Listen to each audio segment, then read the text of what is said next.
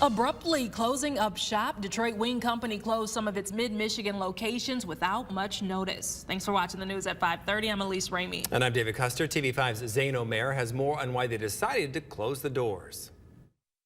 If you go to the Detroit Wing Company locations in Davison, Oxford, and this one right here in Grand Blanc, you'll notice the lights are off, the doors are locked, and the stores are empty.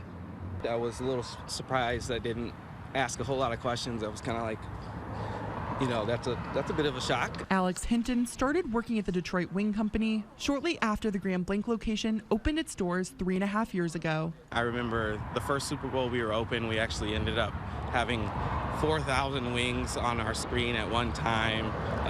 We were serving off insane amounts of food, and the community loved us. The owners and his coworkers becoming like a family to him. My daughter Avery, she'd be able to come in. She knew she could get a chocolate chip cookie. She could get a Faygo, tenders, whatever that would make her happy that day. The owners were willing to sacrifice on their own dollar. However, last Sunday, Hinton received a call the night before his next shift saying he wouldn't be returning to work. And I can actually remember word for word because it was very, very clear in my head. He said, I got a call and we got some news and we had to make a business decision. And we'll be closing effective immediately. A corporate spokesperson for the Detroit Wing Company tells me it was the franchise operator's decision to close their 3 locations in Grand Blanc, Davison, and Oxford. There's the indicators.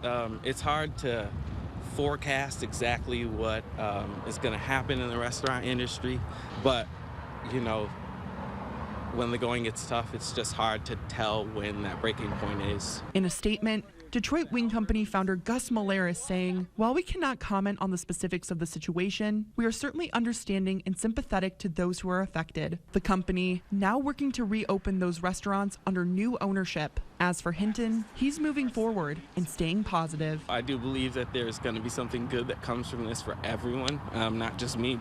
A corporate spokesperson tells me the company will rehire employees who lost their jobs due to the closures. He tells me those affected workers who want to work in another location should contact the corporate office. Reporting in Grand Blanc, Zane Omer, WNEM TV5.